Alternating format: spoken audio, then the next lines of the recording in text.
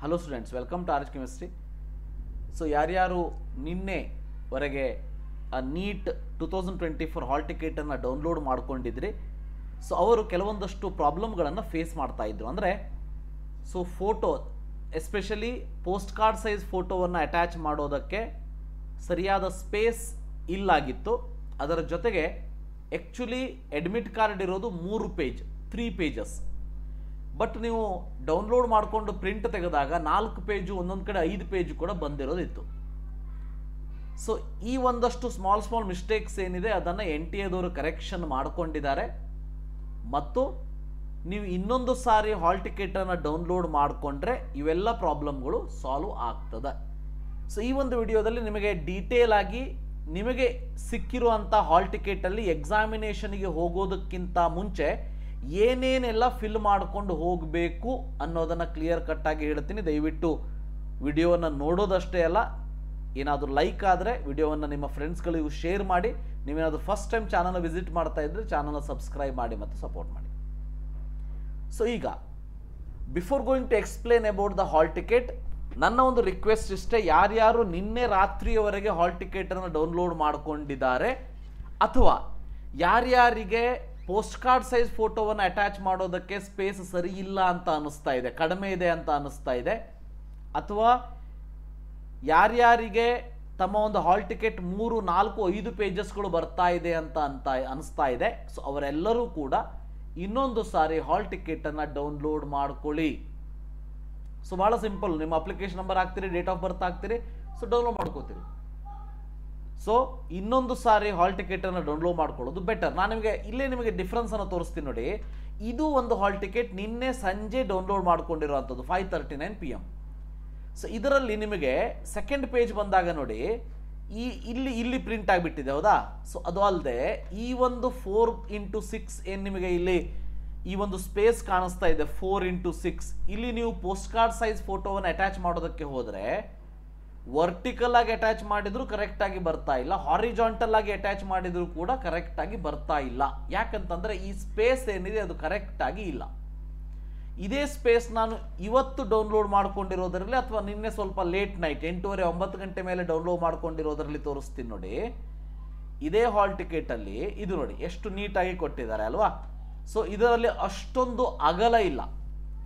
So ಇಲ್ಲೇನು ನಿಮಗೆ ಈ ಒಂದು ಡಿಸ್ಟೆನ್ಸ್ ಕಾಣಿಸ್ತದೆ, ಇದರಿಂದ ಇಲ್ಲಿವರೆಗೆ ಇದು ಕರೆಕ್ಟ್ ಆಗಿದೆ. ಪೋಸ್ಟ್ ಕಾರ್ಡ್ ಸೈಜ್ ಫೋಟೋವನ್ನು ಅಟ್ಯಾಚ್ ಮಾಡೋದಕ್ಕೆ ಕರೆಕ್ಟ್ ಆಗಿದೆ. ನೀವು ಇದನ್ನ ಪ್ರಿಂಟ್ಔಟ್ ತೊಗೊಂಡು ಅಟ್ಯಾಚ್ ಮಾಡಿದರೆ ಕರೆಕ್ಟ್ ಬಂದುಬಿಡ್ತದೆ. ಅದೇ ನಿನ್ನೆ ಡೌನ್ಲೋಡ್ ಮಾಡ್ಕೊಂಡಿರೋದರಲ್ಲಿ ಈ ಡಿಸ್ಟೆನ್ಸ್ ಜಾಸ್ತಿ ಇದೆ ಮತ್ತು ಈ ಡಿಸ್ಟೆನ್ಸ್ ಏನಿದೆಯಲ್ಲ ಹೈಟು ಕಡಿಮೆ ಇದೆ, ಈ ಡಿಸ್ಟೆನ್ಸ್ ಕಡಿಮೆ ಇದೆ. ಸೊ ನಿಮ್ಮ ಹಾಲ್ ಟಿಕೆಟ್ ಏನಾದರೂ ಈ ರೀತಿ ನಿಮಗೆ ಅನಿಸಿದರೆ ಮಾತ್ರ ಡೌನ್ಲೋಡ್ ಮಾಡ್ಕೊಳ್ಳಿ, ಇಲ್ಲ ಅಂತಂದ್ರೆ ಏನು ವರಿ ಮಾಡ್ಕೊಳ್ಳೋ ಅಂತ ಅವಶ್ಯಕತೆ ಇಲ್ಲ. ಓಕೆ, ಆ್ಯಂಡ್ ಇದು 4 ಪೇಜ್ ಬರ್ತಾ ಇದೆ. ಪೇಜಸ್ ಜಾಸ್ತಿ ಆದ ಪ್ರಾಬ್ಲಮ್ ಇರಲಿಲ್ಲ, but post card size photo ಅಂಟಿಸುವಂತಹ ಸ್ಥಳ ಏನಿದೆ, ಪ್ಲೇಸ್, ಅದು ಕರೆಕ್ಟ್ ಆಗಿಲ್ಲ. ಅದಕ್ಕೆ ನಾನು ಹೇಳ್ತಿರೋ ಅಂಥದ್ದು, ನೀವೇನಾದರೂ ನಿನ್ನೆ ಸಂಜೆಯವರೆಗೆ ಹಾಲ್ ಟಿಕೆಟನ್ನು ಡೌನ್ಲೋಡ್ ಮಾಡ್ಕೊಂಡಿದ್ರೆ ಇವತ್ತು ಇನ್ನೊಂದು ಸಾರಿ ಡೌನ್ಲೋಡ್ ಮಾಡ್ಕೊಳ್ಳಿ. ಡೌನ್ಲೋಡ್ ಮಾಡ್ಕೊಂಡು ಅದಕ್ಕೆ ಫೋಟೋವನ್ನು ಅಟ್ಯಾಚ್ ಮಾಡಿ. ಎರಡನೇದಾಗಿ ಬಹಳ ಜನ ಕೇಳ್ತಾ ಇರೋದು, ಸರ್ ಇದು 3 ಪೇಜನ್ನು ಡೌನ್ಲೋಡ್ ಮಾಡ್ಕೊಳ್ಬೇಕಾ ಇನ್ಕ್ಲೂಡಿಂಗ್ ಇನ್ಸ್ಟ್ರಕ್ಷನ್ಸ್ ಅಂತೇಳಿ. ಹೌದು ಅಂತ ನಾನು ಹೇಳ್ತೀನಿ. ಯಾಕಂತಂದ್ರೆ ಅವರೇ ಒಂದು ಕಡೆ ಕೊಟ್ಟುಬಿಟ್ಟಿದ್ದಾರೆ, ಡೌನ್ಲೋಡ್ ಆಲ್ ದ 3 ಪೇಜಸ್ ಅಂತೇಳಿ 6th ಪಾಯಿಂಟ್ ನೋಡಿ. ಅದಕ್ಕೆ 3 ಪೇಜನ್ನು ಡೌನ್ಲೋಡ್ ಮಾಡಿಕೊಂಡು ಪ್ರಿಂಟ್ ತಗೊಂಡು ಹೋಗೋದ್ರಲ್ಲಿ ನಿಮಗೇನೂ ಲಾಸ್ ಅಂತೂ ಇಲ್ಲ. ತೆಗೆದುಕೊಂಡು ಹೋಗಿ 3 ಪೇಜನ್ನು ಪ್ರಿಂಟ್ ತಗೊಂಡೋಗಿ. ಮತ್ತೊಂದು ಸ್ವಲ್ಪ ಜನ ಕೇಳ್ತಾ ಇರೋ, ಸರ್ ಅದು ಬ್ಯಾಕ್ ಟು ಬ್ಯಾಕ್ ತೆಗಿಬೇಕಾ ಸಿಂಗಲ್ ತೆಗಿಬೇಕಾ ಅಂತೇಳಿ. ನಾನು ನಿಮಗೆ ಸಜೆಸ್ಟ್ ಮಾಡೋದು ಸಿಂಗಲ್ ತೆಗೀರಿ ಅಂತ. ಯಾಕೆ ಅಂತ ಅಂದರೆ, ನೀವು ಬ್ಯಾಕ್ ಟು ಬ್ಯಾಕ್ ತೆಗೆದಾಗ ಫಸ್ಟ್ ಪೇಜ್ ಆದಮೇಲೆ ಈ ಸೆಕೆಂಡ್ ಪೇಜ್ ಹಿಂದಗಡೆನೆ ನೀವು ಪೋಸ್ಟ್ ಕಾರ್ಡ್ ಸೈಜ್ ಫೋಟೋ ಹಚ್ಚಬೇಕಾಗ್ತದೆ. ಇಲ್ಲಿ ಆವಾಗ ಗಮ್ ಏನು ಹಚ್ತಿರಲ್ಲ ನೀವು, ಆ ಗಮ್ ಏನಿದೆ ಅದು ಮೊದಲನೇ ಪೇಜ್, ನಿಮ್ಮ main page of the admit ಕಾರ್ಡಲ್ಲಿ ಕಾಣಿಸುವಂಥದ್ದಾಗಲಿ ಕಲೆ ಆಗೋದಾಗಲಿ ಆಗ್ತದೆ. ಅದಕ್ಕೆ ಬೆಸ್ಟ್ ಸಜೆಷನ್ ಅಂತ ಅಂದರೆ ಇದನ್ನು ಸಪ್ರೇಟೇ ಪ್ರಿಂಟ್ ತೊಗೊಂಡೋಗಿ. ಒಬ್ರಂತೂ ಕಲರ್ ಪ್ರಿಂಟೇ ಬೇಕಾ ಅಂತ ಕೇಳ್ತಾ ಇದ್ದಾರೆ. ಹಾಗೇನಿಲ್ಲ, ಕಲರ್ ಪ್ರಿಂಟ್ ಬೇಕಂತ ಏನಿಲ್ಲ, ಬ್ಲ್ಯಾಕ್ ಆ್ಯಂಡ್ ವೈಟ್ ಕೂಡ ನಡೀತದೆ. ಕೆಲವೊಂದಷ್ಟು ಜನ ಕೇಳ್ತಾ ಇರೋ ಅಂಥದ್ದು, ಸರ್ ಈ ಒಂದು ಹಾಲ್ ಟಿಕೆಟ್ ಒಂದು 4ರಿಂದ 5 ಕಾಪಿ ತಗೊಂಡು ಹೋಗ್ಬೇಕಾ ಅಂತ. ಹಾಗೇನೂ ಇಲ್ಲ, ಒಂದೇ ಒಂದು ಕಾಪಿ ಈಸ್ ಇನಫ್. ಆದರೆ 2 ಕಾಪಿ ಡೌನ್ಲೋಡ್ ಮಾಡಿ ಪ್ರಿಂಟ್ ತೆಗೆದು ಇಟ್ಕೊಂಡಿರಿ ಅನ್ನೋದು ನನ್ನ ಒಂದು ಸಜೆಷನ್ ಅಷ್ಟೇ. ಬಟ್ ಒಂದು copy also it is enough. ಅದಕ್ಕೆ ಮೊದಲು ಹೇಳಿರುವ ಹಾಗೆ ನೀವು ಈ ರೀತಿ ತೆಗೆದು ನೋಡಿದಾಗ ನಿಮಗೆ ಪೋಸ್ಟ್ ಕಾರ್ಡ್ ಸೈಜ್ ಫೋಟೋ ಅಂಟಿಸುವಂಥ ಜಾಗ ಏನಾದರೂ ಅಗಲ ಜಾಸ್ತಿ ಇದೆ, ಉದ್ದ ಕಡಿಮೆ ಇದೆ ಅಂತ ಅನಿಸಿದರೆ ದಯವಿಟ್ಟು ಇದನ್ನು ಇನ್ನೊಂದು ಸಾರಿ ಡೌನ್ಲೋಡ್ ಮಾಡ್ಕೊಳ್ಳಿ. ನಾನು ನಿಮಗೆ ಈಗ ಹೊಸದನ್ನು ತೋರಿಸ್ತಾ ಇದ್ದೀನಿ, ಇದರಲ್ಲಿ ಈ ಒಂದು ಡಿಸ್ಟೆನ್ಸ್ ಕರೆಕ್ಟ್ ಆಗಿದೆ. Okay, let us come to the hall ticket. Hall ticket ಅನ್ನ ಎಕ್ಸಾಮ್ ಹಾಲಿಗೆ ತೆಗೆದುಕೊಂಡು ಹೋಗಬೇಕಾದ್ರೆ ಏನೇನೆಲ್ಲ ನಾವು ಮಾಡ್ಕೊಂಡು ಹೋಗಬೇಕು, ರೈಟ್? ಫಸ್ಟ್ ಪಾಯಿಂಟ್ ನಾನು ನಿಮಗೆ ಹೇಳೋ ಅಂಥದ್ದು, first you take 3 pages print. 3 page print ಅನ್ನ ತೆಗೆದುಕೊಂಡು ಬಿಡಿ ಅಷ್ಟೇ. 3 ಪೇಜ್ ಪ್ರಿಂಟ್ ಅನ್ನು ತೆಗೆದುಕೊಂಡ ಮೇಲೆ ನಿಮ್ಮ ಹತ್ತಿರ ಏನು ರೆಡಿ ಇರಬೇಕು ಅಂತ ಅಂದ್ರೆ, ಒಂದು 2 ರಿಂದ 3 ಪಾಸ್ಪೋರ್ಟ್ ಸೈಜ್ ಫೋಟೋ, 1 ರಿಂದ 2 ಮ್ಯಾಕ್ಸಿಮಮ್ 2 ಇದ್ರೂ ಸಾಕು, post card size photo. Passport ಒಂದು 2 ರಿಂದ 3 ಇಟ್ಕೊಂಡಿರಿ, ಯಾಕಂದ್ರೆ ಎಕ್ಸಾಮಿಗೆ ಹೋಗ್ತಾನೋ ಒಂದು ತಗೊಂಡು ಹೋಗ್ಬೇಕು ನೀವು. ಪೋಸ್ಟ್ ಕಾರ್ಡ್ ಸೈಜ್ ಫೋಟೋ ನೀವು ಅಂಟಿಸ್ಕೊಂಡು ಹೋದ್ರೆ ಆಯ್ತು, ತಗೊಂಡು ಹೋಗುವಂತ ಅವಶ್ಯಕತೆ ಇಲ್ಲ. ಆದ್ರೂ ಇನ್ನೊಂದು ಬ್ಯಾಕಪ್ ಅಂತೇಳಿ ಇಟ್ಕೊಂಡಿರಿ ಅಷ್ಟೇ. ನೆಕ್ಸ್ಟ್, ಇಲ್ಲೆಲ್ಲ ನಿಮ್ಮ ಇನ್ಫಾರ್ಮೇಶನ್ ಬಂದಿರ್ತದೆ, ಕರೆಕ್ಟಾಗಿ ನೋಡ್ಕೊಳ್ಳಿ, ಎಲ್ಲ ಕರೆಕ್ಟ್ ಆಗಿರ್ತದೆ. ಇಲ್ಲಿ ನಿಮ್ಮ ಫೋಟೋ ಬಂದಿರ್ತದೆ, ಇಲ್ಲಿ ಸೈನ್ ಬಂದಿರ್ತದೆ, ಇಲ್ಲಿ ಬಾರ್ ಕೋಡ್ ಕೆಳಗಡೆ ಮತ್ತೆ ನಿಮ್ಮ ರೋಲ್ ನಂಬರ್ ಇಲ್ಲಿ ಪ್ರಿಂಟ್ ಆಗಿರ್ತದೆ.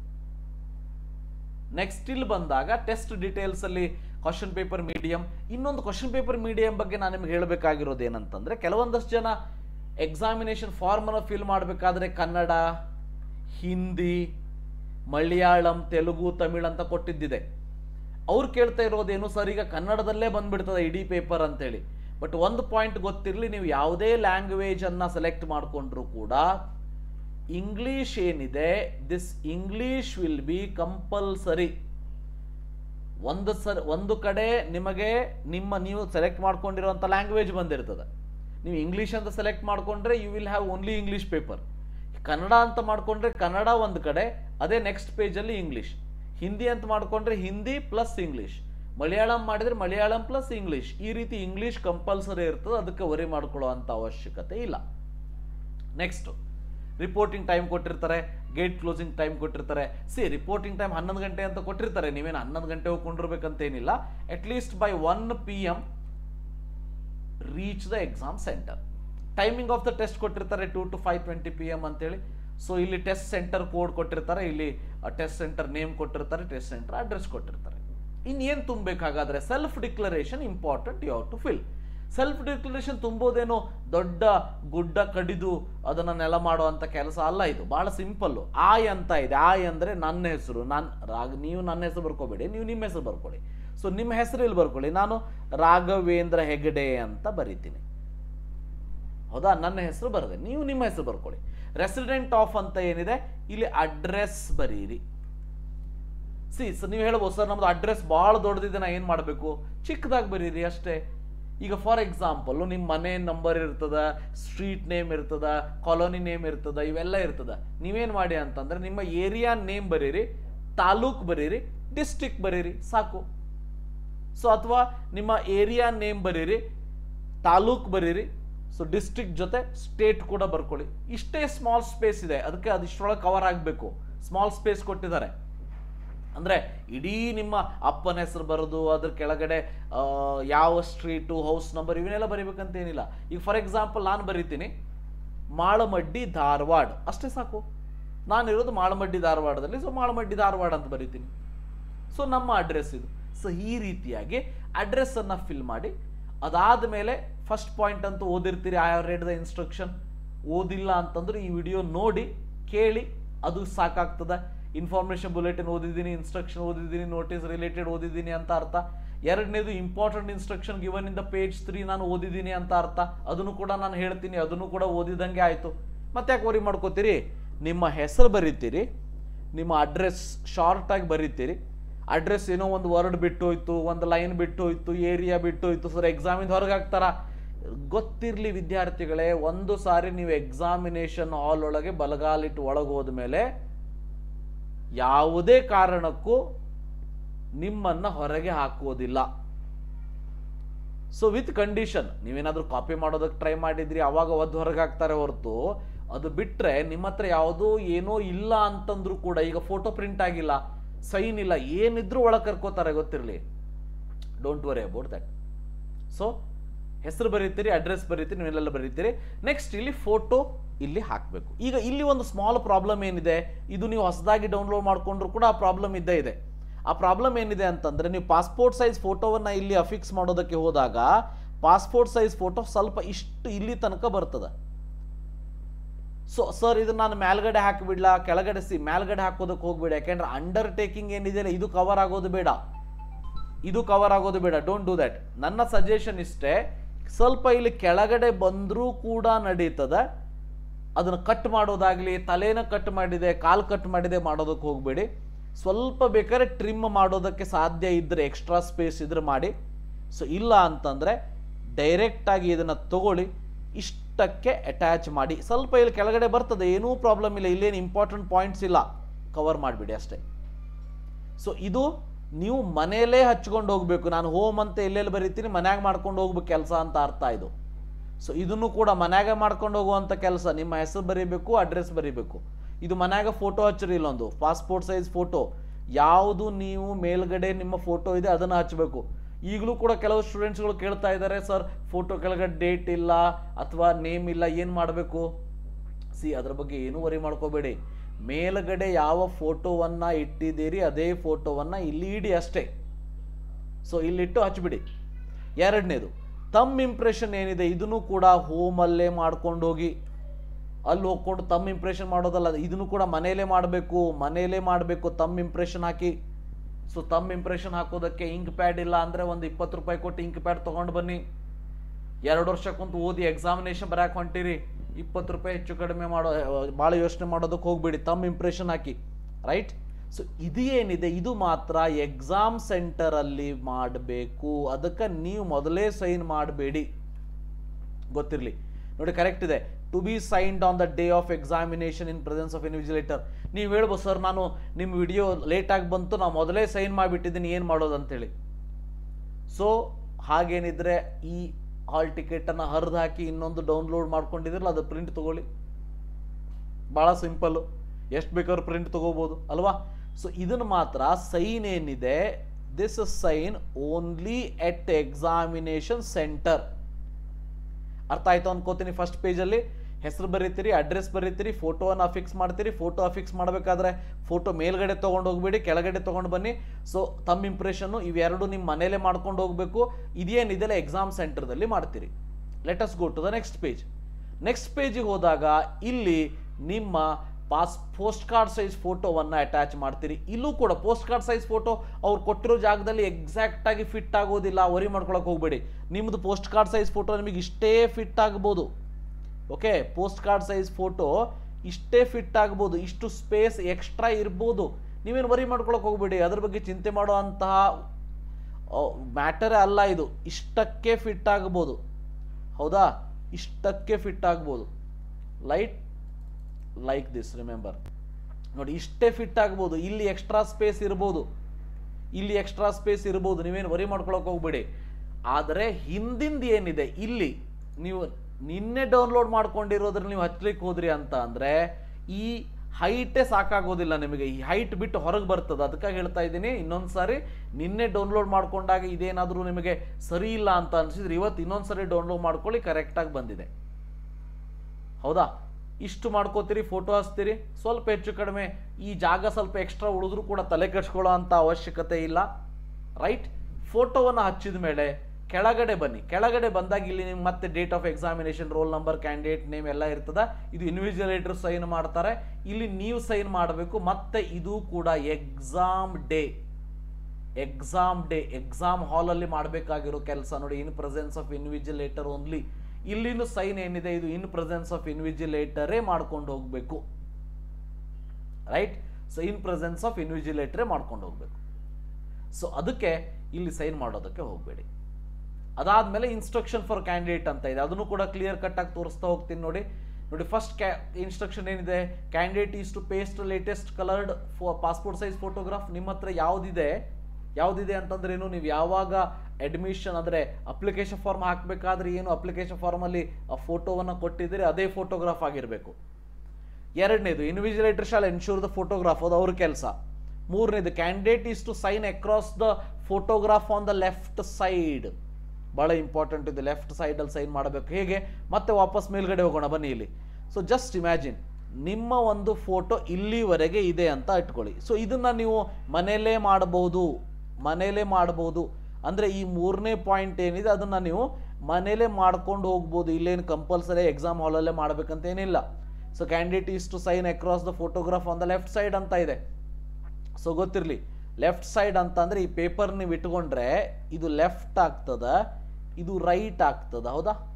ರೈಟ್ ಸೈಡ್ ಏನಿದೆ ಇನ್ವಿಜಿಲೇಟರ್ ಸೈನ್ ಮಾಡ್ತಾರೆ, ನೀವು ವರಿ ಮಾಡ್ಕೋಬೇಡಿ. ಬಟ್ ಲೆಫ್ಟ್ ಸೈಡ್ ಏನಿದೆ ನೀವು ಸೈನ್ ಮಾಡಬೇಕು. ಈಗ ನನ್ನ ಸೈನು ಹೇಗೆ ಮಾಡಬೇಕು ಅಂತಂದರೆ ಅರ್ಧ ಪೇಪರ್ ಮೇಲೆ ಬರಬೇಕು, ಅರ್ಧ ಫೋಟೋ ಮ್ಯಾಗೆ ಬರಬೇಕು. ಹಾಗೆ ನಾರ್ಮಲ್ ಪೆನ್ನೇ ತಗೋರಿ, ನೀವೇನು ಇಂಕ್ ಇದನ್ನು ತೊಗೊಳ್ಬೇಕು, ಮಾರ್ಕರ್ ಪೆನ್ ತೊಗೋಬೇಕಂತ ಏನಿಲ್ಲ, ಸ್ವಲ್ಪ ಮೂಡಿದ್ರು ಸಾಕು.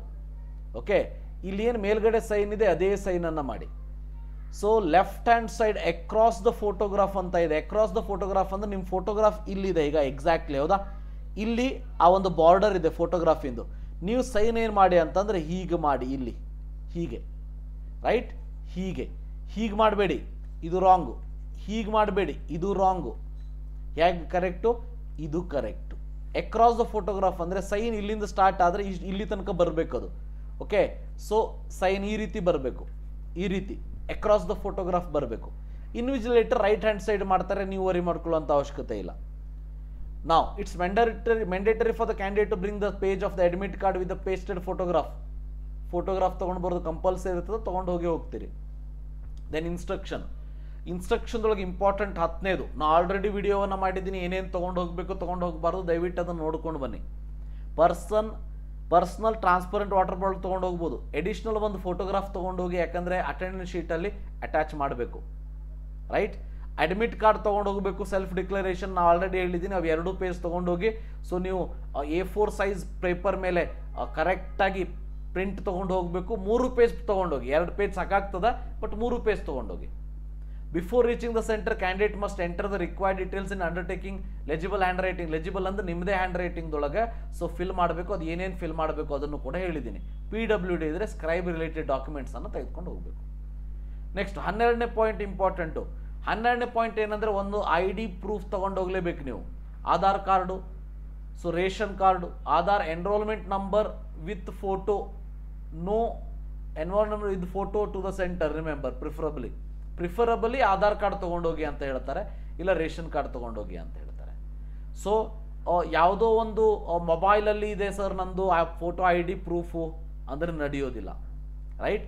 So 12th board admit card ನಡೀತದ. ನಿಮ್ಮದು ಏನಾದರೂ ಹಾಲ್ ಟಿಕೆಟ್ ಇದ್ರೆ ಅದನ್ನು ತೊಗೊಂಡೋಗಿ. Passport, original school identity card ಇವೆಲ್ಲ ತೊಗೊಂಡು ಹೋಗ್ಬೋದು, right? So remember, Aadhaar card ಇದ್ರೆ ಅದನ್ನೇ ತೊಗೊಂಡೋಗಿ. ಆಧಾರ್ ಕಾರ್ಡ್ ಅಪ್ಡೇಟ್ ಇರಬೇಕು. ಅಪ್ಡೇಟ್ ಇಲ್ಲ ಅಂದರೆ ಇದನ್ನೆಲ್ಲ ತೊಗೊಂಡೋಗಿ ವಿತ್ ಆಧಾರ್ ಕಾರ್ಡು ತೊಗೊಂಡೋಗಿ. ಆಧಾರ್ ಕಾರ್ಡ್ ಜೊತೆಗಿರಲಿ, ಅದ್ರ ಜೊತೆಗೆ ಇದು ಇರಲಿ. ಏನೇ ಇದ್ರೂ ಕೂಡ ನಿಮಗಲ್ಲಿ ಹೋದ ಮೇಲೆ ನಿಮಗೆ 2 ತಾಸು ಮುಂಚೆ ಯಾಕೆ ಬರೋಕ್ಕೆ ಹೇಳ್ತಾರಂದರೆ ನಿಮಗೆ ಬಯೋಮೆಟ್ರಿ ಮಾಡ್ತಾರೆ. ನಿಮ್ಮ 10 ಬೆರಳನ್ನು ಇಟ್ಕೊಂಡು ಬಯೋಮೆಟ್ರಿ ಮಾಡೇ ಒಳಗೆ ಕಳಿಸ್ತಾರೆ, ಗೊತ್ತಿರಲಿ, right? So not allowed to carry any personal belongings. Already ನಾನು ಹೇಳಿದ್ದೀನಿ ಏನೇನು ತೊಗೊಂಡು ಹೋಗಬಾರ್ದು, ಆ ವಿಡಿಯೋವನ್ನು ನೋಡಿ, ನಿನ್ನೆ ರಿಲೀಸ್ ಮಾಡಿರೋ ಅಂಥದ್ದು. Next, no blank papers as provided. ನಿಮಗೆ ವೈಟ್ ಶೀಟ್ ಆಗಲಿ ಬ್ಲ್ಯಾಂಕ್ ಪೇಪರ್ ಆಗಲಿ ತೊಗೊಂಡು ಹೋಗೋ ಹಾಗೂ ಇಲ್ಲ, ಅಲ್ಲಿ ಪ್ರೊವೈಡ್ ಮಾಡೋದಿಲ್ಲ ನಿಮಗೆ ರಫ್ ವರ್ಕ್ ಮಾಡೋದಕ್ಕೆ. ನೀವು ರಫ್ ವರ್ಕ್ ಮಾಡೋದಕ್ಕೆ ಕ್ವಶನ್ ಪೇಪರ್ ಮೇಲೆ ಅಲ್ಲಿ ಏನು ಸ್ಪೇಸನ್ನು ಪ್ರೊವೈಡ್ ಮಾಡಿರ್ತಾರೆ ಅಲ್ಲಿ ಮಾಡ್ಬೋದು, ರೈಟ್? ಸೊ ರಫ್ ವರ್ಕನ್ನು ಕ್ವಶನ್ ಪೇಪರ್ ಮೇಲೆ ಮಾಡಿ. Next very important, completion of the test, hand over the OMR sheet, both original and office copy. ಇದು ಬಹಳ ಸಿಂಪಲ್ಲು. KCETಯಲ್ಲಿ ಏನಾಗಿತ್ತು, ಒರಿಜಿನಲ್ ಕಾಪಿಯನ್ನು ಕೊಟ್ಟಿದ್ರಿ, ಅವ್ರಿಗೆ ಕೊಟ್ಬಿಟ್ಟಿದ್ರಿ ಎಕ್ಸಾಮಿನೇಷನ್ ಇನ್ವಿಜಿಲೇಟರಿಗೆ. ಬಟ್ ನೀವು ಇನ್ನೊಂದು ಕಾರ್ಬನ್ ಕಾಪಿಯನ್ನು ನೀವು ತೊಗೊಂಡು ಬಂದಿದ್ರಿ. ಬಟ್ ಇಲ್ಲಿ ಕರೆಕ್ಟಾಗಿ ಅರ್ಥ ಮಾಡ್ಕೊಳ್ಳಿ, OMR ಶೀಟು 2 ಒರಿಜಿನಲ್ ಮತ್ತು ಆಫೀಸ್ ಕಾಪಿ ಇರ್ತದೆ ಅದ್ರ ಕೆಳಗಡೆ. 2ನ್ನೂ ನೀವು ಇನ್ವಿಜಿಲೇಟರ್ಗೆ ಕೊಟ್ಟು ಬರಬೇಕು, ಯಾವುದನ್ನು ತೊಗೊಂಡು ಬರುವಂಗಿಲ್ಲ ನೀವು. 2ನ್ನೂ ಇನ್ವಿಜಿಲೇಟರ್ಗೆ ಕೊಟ್ಟು ಬರಬೇಕು, ಗೊತ್ತಿರಲಿ. ಮತ್ತು ಎಲ್ಲೆಲ್ಲಿ ಸೈನ್ ಮಾಡಂತ ಹೇಳ್ತಾರೆ ಅಲ್ಲಿ ಕರೆಕ್ಟಾಗಿ ಸೈನ್ ಮಾಡಬೇಕು. No bio breaks will be provided. Bio breaks ಅಂತಂದರೆ ರಿಸರ್ಚಿಗೆ ಹೋಗಿ ಬರ್ತೀನಿ, ಟಾಯ್ಲೆಟಿಗೆ ಹೋಗಿ ಬರ್ತೀನಿ, ಫಸ್ಟ್ 1 ಅವರ್ದೊಳಗೆ ಏನೂ ಇಲ್ಲ, ಮತ್ತು ಲಾಸ್ಟ್ ½ an ಅವರ್ದೊಳಗೆ ಇಲ್ಲ, ಇನ್ ಬಿಟ್ವೀನ್ ನೀವು ಹೋದರೂ ಕೂಡ ನಿಮ್ಮ ಜೊತೆ ಒಬ್ರು ಅಟೆಂಡರ್ ಇರ್ತಾರೆ. ನೀವು ಹೋದರೂ ಕೂಡ ವಾಪಸ್ ಬಂದ ತಕ್ಷಣ ಒಂದ್ಸರಿ ಬಯೋಮೆಟ್ರಿ ಮಾಡಿ ಒಳಗೆ ತಗೋತಾರೆ, ಗೊತ್ತಿರಲಿ. ಅದಕ್ಕೆ ಹೇಳಿದ್ದು ಬಯೋಬ್ರೇಕ್ಸ್ ಅಂದ್ರೆ ಬಯಾಲಜಿ ಎಕ್ಸಾಮಿಗೆ ಬ್ರೇಕ್ ಅಂತಲ್ಲ. ನೋ ಬಯೋ ಬ್ರೇಕ್ ಅಂದರೆ ಬಯಾಲಜಿಕಲ್ ನಿಮ್ಮ ಬಾಡಿಯಲ್ಲಿ ಏನಾದರೂ ರಿಯಾಕ್ಷನ್ ಆಗಿಬಿಟ್ಟು ರಿಸಸ್ ಬರ್ತದ, ಟಾಯ್ಲೆಟ್ ಹೋಗ್ತೀನಿ ಅಂದರೆ ಬಿಡೋದಿಲ್ಲ. ಫಸ್ಟ್ 1 ಅವರಲ್ಲಂತೂ ಬಿಡೋದೇ ಇಲ್ಲ, ಲಾಸ್ಟ್ 1.5 ಅವರ್ಲೂ ಬಿಡೋದಿಲ್ಲ. ಆದರೆ ಇನ್ ಬಿಟ್ವೀನ್ ಹೋಗಿ ಬಂದರೂ ಕೂಡ ಸೊ ನಿಮಗೆ ಮತ್ತೆ ಬಯೋಮೆಟ್ರಿ ಮಾಡಿ ಒಳಗೆ ಕರ್ಕೋತಾರೆ. ಇನ್ನು ಉಳಿದಿದ್ದೆಲ್ಲ ನೀವು ಯಾವ್ಯಾವ ರೀತಿ ಕೇರ್ಫುಲ್ ಆಗಿರಬೇಕು, ಅನ್ಫೇರ್ ಮೀನ್ಸ್ ಅಂದರೆ ಯಾವುದೇ ರೀತಿ ಕಾಪಿ ಮಾಡಬಾರ್ದು, ಇವೆಲ್ಲ ಇದೆ, ಇದನ್ನೆಲ್ಲ ನೋಡ್ಕೊಳ್ಳಿ. ಸೊ ಟೋಟಲ್ 3 ಪೇಜಸ್ ಇರುವಂಥದ್ದು. 3 ಪೇಜಸ್ ಇಲ್ಲ ಅಂದರೆ ಇವತ್ತು ಇನ್ನೊಂದ್ಸಲ ಡೌನ್ಲೋಡ್ ಮಾಡ್ಕೊಳ್ಳಿ, you will get that. So ಇದಿಷ್ಟು important video, clear video. So ಏನೇನು ಪ್ರಾಬ್ಲಮ್ ಇದೆ, ಏನೇನು ಆಗ್ತದೆ, ಏನೇನು ಮಾಡಬೇಕು ಅನ್ನೋದನ್ನು ಹೇಳಿದ್ದೀನಿ. ದಯವಿಟ್ಟು ಒಂದು 10 ನಿಮಿಷ ಕೊಟ್ಟು ಈ ವಿಡಿಯೋವನ್ನು ನೋಡಿಬಿಟ್ರಿ ಅಂದರೆ ಯಾವುದೇ ಟೆನ್ಷನ್ ಇಲ್ಲದೆ ಎಕ್ಸಾಮಿಗೆ ಹೋಗ್ಬೋದು. So all the best for your exam. Thank you. Have a nice day.